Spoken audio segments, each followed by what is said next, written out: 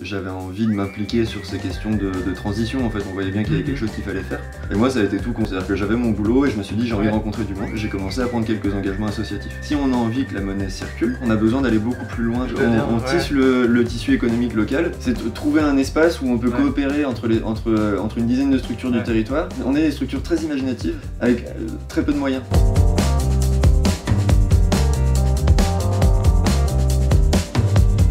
Est-ce que tu peux te présenter, toi, ainsi que ce que tu fais? Ouais, bien sûr. Donc moi je m'appelle Yann, j'ai 27 ans et aujourd'hui je suis salarié coordinateur au Lien, donc c'est l'association qui gère la monnaie locale sur Saint-Étienne et les alentours. Puis j'ai quelques autres activités associatives en plus de ça, mais en tout cas je suis principalement là-dessus pour le moment.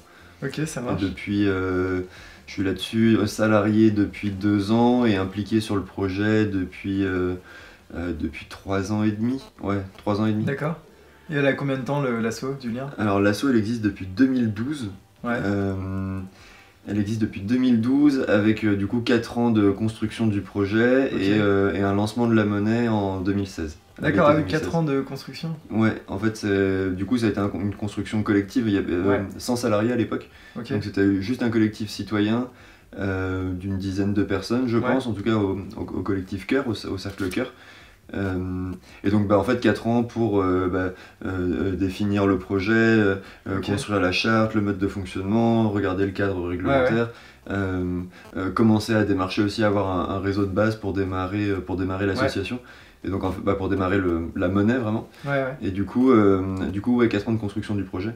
Alors 4 ans à partir du lancement de l'asso, et je pense qu'il y a même eu quelques mois avant de formaliser l'association. Ok. Comment ça marche une monnaie locale?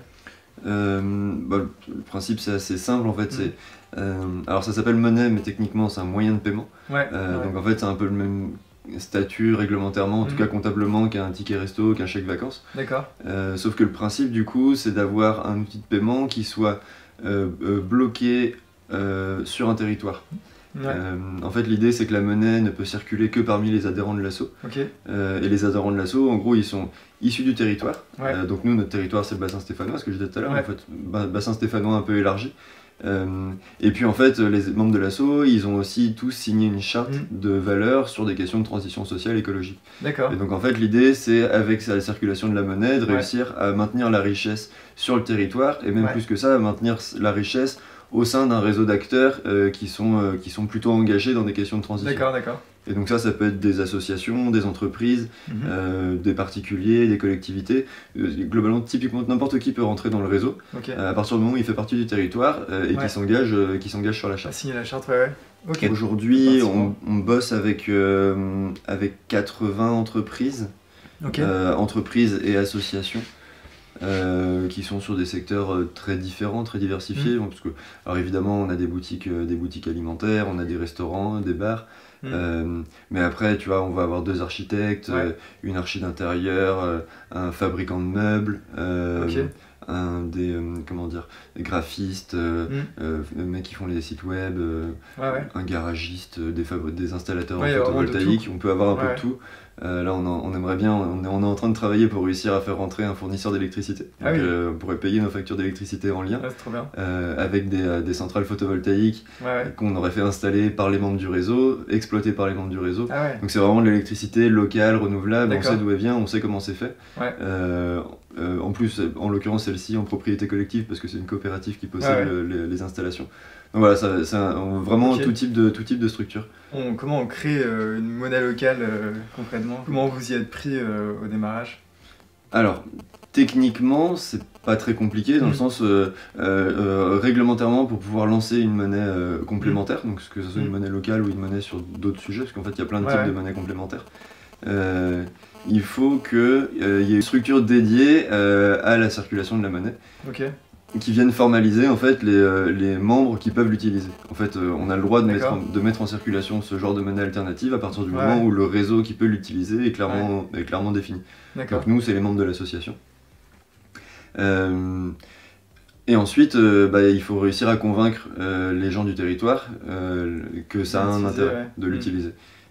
Et donc là, après, c'est aller discuter avec les entreprises, mener des événements pour expliquer au grand public l'intérêt. Et puis au moment où il y a un nombre suffisant de gens qui y croient, on on peut lancer le process. Et puis du coup, imprimer des billets, et puis, c'est parti. Vous avez carrément imprimé les billets Ouais, c'est ça, nous on a imprimé des billets. Donc du coup, on a des billets 1, 2, 5, 10 et 20, qui correspondent à 1, 2, 5, 10 et 20 euros. Parce que du coup, c'est vrai que sur le fonctionnement d'une monnaie, du coup, on fonctionne à parité avec l'euro. Donc un lien, donc nous la monnaie s'appelle le lien, un lien qui circule, c'est équivalent à 1 euro. Et pour chaque lien qui circule, on a 1 euro sur un compte de garantie.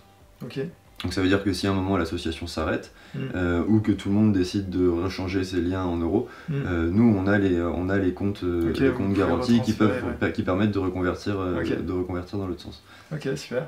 Du coup, qu'est-ce qui t'a donné envie à titre perso de t'investir là-dedans? Alors à la base j'ai une formation plutôt technique, j'ai fait un DUT et puis une école d'ingénieur en sécurité industrielle et maîtrise des risques environnementaux.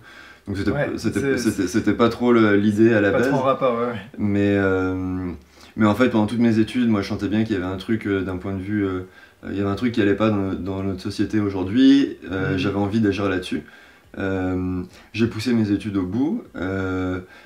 J'en suis super content parce que je pense que ça m'a apporté un bagage technique que j'utilise moins aujourd'hui, mais en tout cas niveau organisation du travail, compréhension des entreprises, tout ça qui est super important. Et en fait, j'avais envie de m'impliquer sur ces questions de transition. En fait, on voyait bien qu'il y avait quelque chose qu'il fallait faire. Donc moi, j'ai fini mes études, j'ai pris un boulot où j'ai directement varié. Moi, je suis parti sur du développement dans le photovoltaïque. Donc sur l'organisation de chantiers où on installait 150 toitures solaires sur les toits d'un office HLM. Donc j'ai fait ça pendant un peu plus d'1 an, et puis au moment où j'ai senti qu'on arrivait un peu au bout du projet, et ben là j'ai cherché un peu d'autres manières de m'engager. Et en fait, donc ce truc-là, ce boulot-là, en fait je l'ai pris, c'est à ce moment-là que je suis arrivé sur Saint-Étienne il y a 4 ans. Et quand je suis arrivé sur Saint-Étienne, je connaissais personne là-bas. Et moi ça a été tout con, c'est-à-dire que j'avais mon boulot et je me suis dit j'ai envie de rencontrer du monde. J'avais cette volonté-là, moi, de m'engager sur des questions de transition. Et du coup, en parallèle de mon boulot, j'ai commencé à prendre quelques engagements associatifs. Donc je suis rentré dans 2-3 associations bénévoles, engagées à faire quelques heures par semaine pour filer des coups de main. Donc tu es rentré vraiment en rentrant dans les associations, en participant de l'extérieur, et puis au fur et à mesure, tu es rentré dans les rouages, on va dire, de l'asso. C'est ça, et donc ça, moi déjà, rien que cette phase-là était hyper bénéfique parce que du coup, ça m'a permis de rencontrer très rapidement plein de monde avec qui je m'entends super bien parce qu'on partage plein de valeurs et que on a des visions du monde qui sont assez proches. Donc j'ai fait ces engagements associatifs-là pendant 1 an. Et puis moi, mon contrat, du coup, dans la boîte où je travaillais, durait 1 an. Au moment où on m'a proposé de prolonger, je sentais qu'il y avait quelque chose qui était en train de prendre au niveau des assos, et du coup j'ai décidé de pas prolonger, de m'engager du coup bénévolement, mais un peu plus fortement au niveau des assos. Et en fait, en parallèle, on avait une demande de financement en cours pour le lien, financement qu'on a remporté, et qui a permis notamment de me salarier. Et donc en fait, c'est à partir de ce moment-là où j'ai pu faire une transition. Donc il y a eu quelques mois de transition entre le moment où j'ai quitté mon boulot et le moment où j'ai pris mon poste au lien. Et du coup, en fait, ça s'est fait assez naturellement. C'est-à-dire que je suis rentré dans les assos pour rencontrer du monde et parce que j'avais bien conscience qu'il fallait agir pour changer le monde dans lequel on vit. Donc après, le lien, si tu veux, le fait que je sois rentré par les monnaies locales, c'est presque un hasard en fait, parce que j'en ai fait 4-5 des assos sur Saint-Étienne. Et finalement, je me suis senti bien à cet endroit-là. Je sentais qu'il y avait quelque chose qui accrochait, que le projet me plaisait parce qu'il était structurant au niveau du territoire. On était vraiment sur de la transition transversale, c'est-à-dire qu'on essayait vraiment de toucher à plein de secteurs différents et d'avoir un impact fort, donc ça me plaisait bien. Et puis en même temps, t'es arrivé au bon moment, au moment où ils avaient besoin de quelqu'un aussi. Ouais, c'est ça. Et puis du coup, après, c'est l'opportunité qui a fait... Après, moi, ce que je me dis, c'est qu'en fait, si l'opportunité s'était pas présentée à ce moment-là, à cet endroit-là, elle se serait peut-être présentée 6 mois plus tard sur une autre structure. En fait, j'ai pris plusieurs engagements, j'ai essayé d'avancer sur plusieurs sujets qui me tenaient à cœur. Et en fait, du coup, les opportunités, on se les crée aussi un petit peu. C'est ça. Ok. Et du coup, tu parlais du financement au moment où tu es rentré dans l'asso du lien. Comment ça s'est passé justement pour obtenir ces financements, pour faire grandir l'asso, on va dire? Et de manière générale, comment ça se passe? Alors, du coup, c'est vrai que c'est un peu une des difficultés du format associatif, c'est qu'on dépend beaucoup de subventions. C'est-à-dire qu'on est sur des modèles économiques, en tout cas de base, qui dépendent beaucoup de subventions. Donc nous, on a pu lancer l'association on a pu lancer la monnaie en 2016 et vraiment commencer à bosser parce qu'on a eu une subvention de la région et on a eu une subvention d'une ville de la métropole qui voulait nous soutenir parce qu'on était un peu bassin d'expérimentation là-bas. Donc ce truc-là nous a permis de tenir pendant un an et demi, 2 ans, je crois, quelque chose comme ça. Le temps peut-être d'avoir des revenus plus stables aussi. Ouais, alors c'était pas tellement le cas parce que du coup on a vraiment essayé de développer le projet, de s'ancrer sur le territoire. D'accord. Avant vraiment de construire un modèle économique. D'accord. Donc ça après c'est un truc sûrement qui se discute, mais en tout cas c'est comme ça que ça s'est passé. Ok. Et ensuite on voyait la période de la fin de subvention qui commençait à arriver où on arrivait au bout de ce qu'on pouvait dépenser. Ouais. Et en fait à ce moment-là est tombé un appel à projet du ministère de l'écologie, donc c'était en 2018 à l'époque où c'était Nicolas Hulot qui était encore ministre de l'écologie. Et en fait il a lancé un appel à projet avec 3 millions d'euros à distribuer entre des structures qui candidataient à l'appel à projet. D'accord. Et donc en fait il y a eu une première phase de sélection qui était par un comité de sélection, alors je sais pas décider comment, mais au niveau du gouvernement, qui a retenu 1 millier de projets, je crois. D'accord. Et ensuite il y a eu une deuxième phase de vote du public pour décider des projets qui seraient soutenus. Et au final du coup nous on a fini 44e sur cette phase de vote. Sur 44 projets sélectionnés, donc on est passé au fil du rasoir, mais en tout cas du coup on a réussi, on a chopé cette subvention là qui nous permet de bosser jusqu'à cet été. Là le boulot qu'on a fait depuis 2 ans, ça a été de se dire qu'on avait bossé le projet, on avait bossé notre ancrage sur le territoire, et que maintenant il fallait qu'on réussisse à développer un modèle économique, parce que le format subvention est quand même très instable pour une association. Ça dépend beaucoup des pouvoirs en place. Et puis, surtout pour une monnaie, j'ai envie de dire, où tu as besoin de stabilité, mine de rien. Derrière. Ouais, alors nous, c'est clair qu'on a besoin de stabilité. Et aujourd'hui, il y a quasiment 80 monnaies locales en France. Ils sont répartis un peu partout sur le territoire. Mais en tout cas, aujourd'hui, en termes de financement, on a du mal à trouver les cases dans lesquelles se mettre. Vous cherchez encore le modèle économique du coup Du coup, le modèle économique subvention, il est difficile à tenir. Et donc nous aujourd'hui, le modèle économique qu'on essaye de développer, c'est un modèle économique de prestations d'accompagnement. Alors, la base du modèle économique qu'on avait depuis le début, c'est quand même les adhésions, les cotisations des membres. Mais ça aujourd'hui, ça nous fait 10% de notre budget sur l'année. Donc ça reste vraiment très peu. Donc ce qu'on essaye de développer là pour le moment, c'est plus des prestations d'accompagnement. Et du coup là, on a lancé 2 prestations depuis la rentrée. On a un accompagnement qu'on appelle à l'ancrage territorial.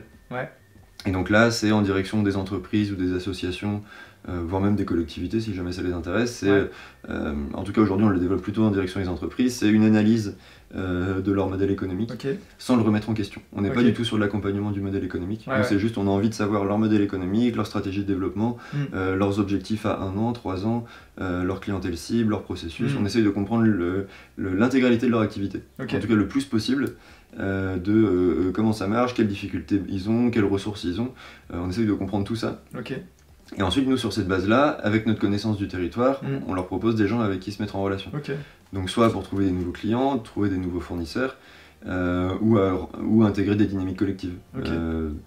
Ça peut être de plein d'ordres différents. Je pense qu'on a sur le territoire, nous, une association qui a optimisé les circuits courts, en tout cas qui fait plateforme paysanne, qui travaille avec 80 producteurs sur le territoire, qui est montée en association aussi, donc c'est-à-dire que les producteurs participent aux prises de décision qui sont prises sur la plateforme. Et donc nous, ça c'est une dynamique collective d'autogestion du territoire, entre guillemets, sur la question alimentaire. Et donc nous, on peut proposer à des structures qui seraient intéressées par cette démarche-là d'intégrer aussi une dynamique collective. Donc, chercher des clients, des fournisseurs, intégrer des dynamiques collectives.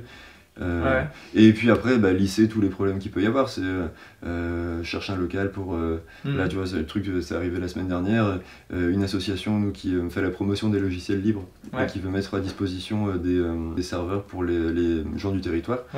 Chercher un local pour ces serveurs. Et à côté de ça, on a un fournisseur de matériaux écologiques qui aujourd'hui a un hangar de stockage qui est trop grand par rapport à ses besoins. Okay. Bon, et bah du coup, typiquement, ce truc-là, on leur a proposé de se mettre en relation. Okay. Et en fait, ce truc-là ne peut se faire que parce qu'on connaît très bien les structures. C'est-à-dire qu'en fait, les étiquettes de ce qu'ils font ne suffisent pas à connaître vraiment leurs besoins. Sûr. Et donc nous, on essaye vraiment d'aller sur ce truc-là, d'aller assez profondément dans le besoin de leurs besoins, en fait, ce qu'ils recherchent. Mais là, c'est dingue parce que du coup, on part d'une monnaie locale à quelque chose qui part super loin en fait. En fait, c'est parce que vous connaissez les structures que vous avez démarchées ou c'est pour d'autres raisons, parce que vous êtes ancré vraiment dans le territoire avec d'autres associations, vous êtes en connexion avec d'autres assos ou... Alors ouais, on est très ancré sur le territoire. Et puis après, nous, on a commencé avec l'objectif de faire circuler la monnaie. Ouais. Donc en fait, ce qu'on a fait, c'est qu'on a mis en place un annuaire de tous les gens qui utilisent la monnaie. Ouais.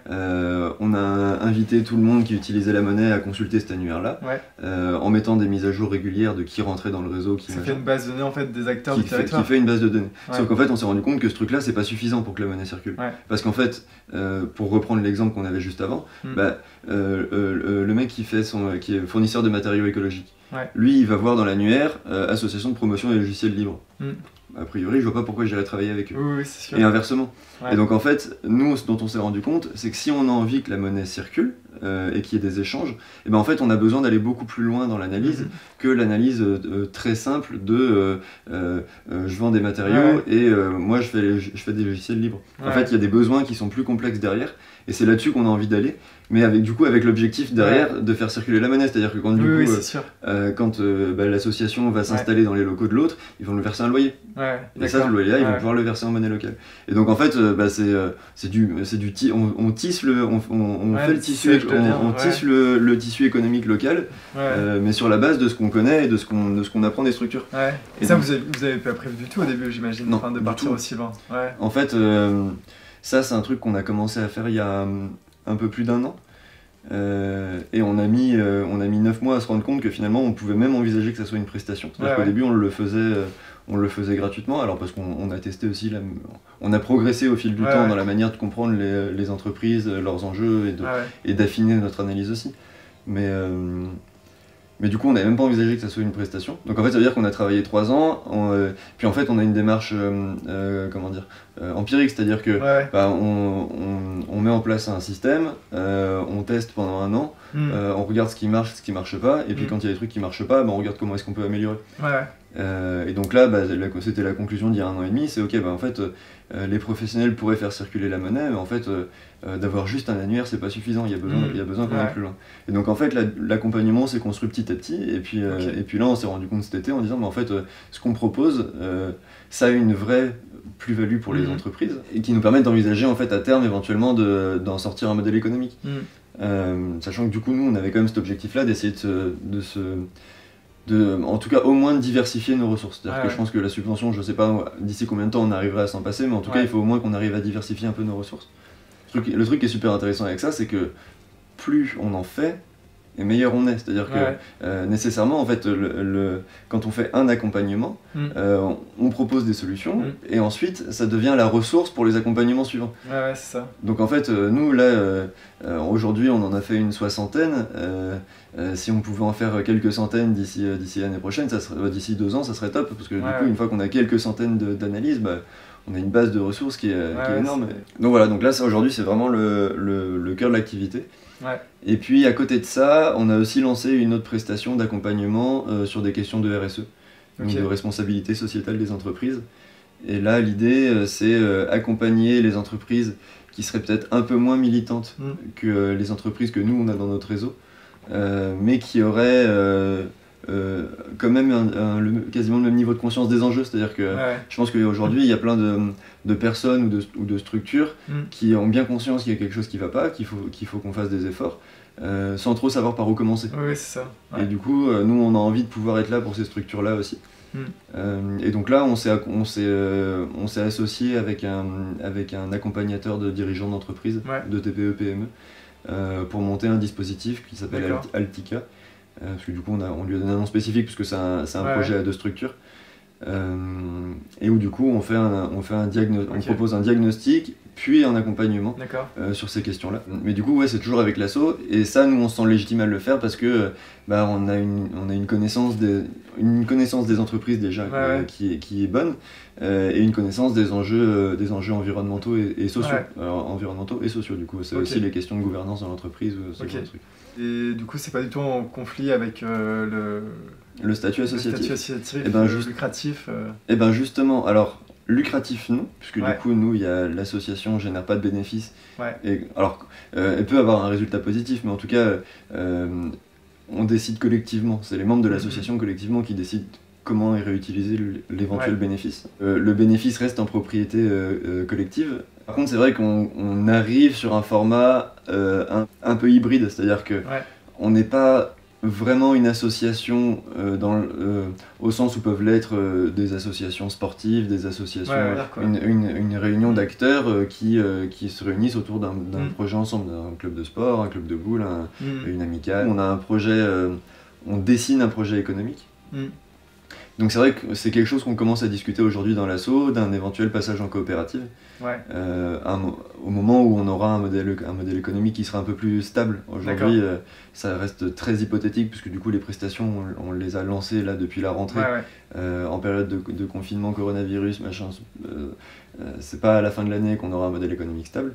C'est sûr. Mais en tout cas, on commence à le discuter, parce que c'est clair que dans la posture, on s'approche. Aujourd'hui, on a tendance à aller vers un projet qui ressemblerait plus à un projet de coopérative qu'à un projet associatif. D'accord. Et justement, vous aidez à monter d'autres assos aussi, non? On a monté une structure il y a un peu plus d'un an. Nous, on l'appelait la Fabrique de la Transition. Cette structure-là, on l'a montée du coup avec de la ferme au quartier, c'est la plateforme paysanne dont je te parlais tout à l'heure. La Fourmilière, qui est le supermarché coopératif de Saint-Étienne. Nous, donc le lien monnaie locale, on l'a monté avec une association qui s'appelle Terrain d'Entente, qui fait de la médiation sociale dans les quartiers, ou en tout cas qui fait de l'accompagnement des jeunes dans un des quartiers prioritaires de la ville. On a une association de promotion des logiciels libres, l'association de livreurs à vélo de Saint-Étienne aussi, qui s'est lancée il y a quelques mois. Donc voilà, donc quelques associations militantes, on va être une dizaine de structures aujourd'hui. Et donc là, l'idée, c'est des structures collectives, en propriété collective en tout cas, que ce soit des assos ou des coopératives. Avec quand même un jeu de transition de territoire défini. Nous, le rôle, alors, c'est de réussir, alors quand je veux dire à accompagner ces structures-là, ce qu'il faut comprendre, c'est qu'on est nous-mêmes ces structures-là. Donc c'est de l'auto-accompagnement, si tu veux. On est plus sur un format de partage d'expérience. Mais du coup, c'est nous accompagner nous-mêmes à nous professionnaliser, à avoir une meilleure gestion. Mais quand je dis gestion, c'est humaine, c'est une meilleure gouvernance, comment on est plus inclusif dans nos associations, comment est-ce qu'on réussit à mieux partager la responsabilité, les prises de décision. C'est un peu de l'intrapreneuriat aussi au final. Un peu différent parce que du coup, nous, on est plusieurs structures différentes. Se réunir au sein d'une structure pour réussir à s'accompagner nous-mêmes, à progresser. Et donc après, à progresser sur... c'est trouver un espace où on peut coopérer entre une dizaine de structures du territoire pour réussir à progresser sur notre communication, nos recherches de financement, nos pratiques de gouvernance partagée, parce que du coup c'est toutes des structures collectives, en propriété collective. Et puis après, au-delà de ça, on met aussi un peu d'énergie pour dynamiser des projets interstructures. Et donc là, en fait, on est des structures très imaginatives, avec très peu de moyens. Et du coup, on a tous dans nos associations, dans nos coopératives, des projets qu'on aimerait bien monter, qu'on ne peut pas monter parce qu'on n'en a pas l'énergie. Et du coup, nous, avec cette association-là, l'objectif, c'est de réussir à dynamiser le projet. Là, je peux prendre un exemple super concret. On a lancé un projet qui s'appelle VRAC. VRAC, en fait, c'est un projet qui a d'abord été lancé sur Lyon. Et que nous, du coup, on cherche à dupliquer l'expérience sur Saint-Étienne. En fait, ce projet-là, il a pour vocation, donc VRAC, c'est vers un réseau d'achat en commun. Et du coup, l'idée, c'est de réussir à de monter dans des quartiers prioritaires, des groupements d'achat pour réussir vendu à prix coûtant ensuite, pour réussir à apporter de la nourriture de qualité, locale, dans les quartiers prioritaires. Ah, trop bien. Et donc, si tu veux, ce projet-là, au niveau du territoire, bah, il y avait le réseau des AMAP qui avait envie de le faire, il y avait toutes les structures du quartier, donc tu as noté en entente, j'en parlais tout à l'heure, mais en fait, le centre social, l'amicale, la plateforme paysanne, elle était aussi motivée par le projet. Donc en fait, il y avait plein de monde qui était motivé par le projet. Et donc en fait, nous, ce qu'on a fait, c'est on a donné un peu de temps pour l'animation du projet. C'est-à-dire qu'on le fait pas. Par contre, on organise les temps où on le fait tous ensemble. Et en fait, ça, les structures sont capables de le donner. C'est-à-dire qu'en fait, quand il faut donner 2 heures par semaine, ça va. Ce qu'elles sont pas capables, c'est de prendre la charge de s'assurer que le projet avance. Et donc ça, nous, on le prend pendant un moment. Histoire que le projet commence à prendre. Et puis l'objectif, c'est au bout de quelques mois, de réussir à trouver quelqu'un qui peut ensuite en assumer la responsabilité. Donc quelqu'un, soit qui soit issu de cette structure-là, soit qui se greffe au projet parce qu'il en a entendu parler et qu'il a envie de venir filer un coup de main. Et donc aujourd'hui, ce projet-là, nous, donc VRAC, ça fait pas loin d'1 an qu'on a commencé à bosser dessus. Et là, l'association est montée. A priori, on a déjà la personne qui pourrait, on a la personne qui en prendrait la responsabilité. C'est vraiment une intervention ponctuelle où on essaye de juste regrouper les énergies dans un endroit, animer l'espace, et ensuite essayer de trouver une autonomie, une indépendance. Ok, c'est trop bien.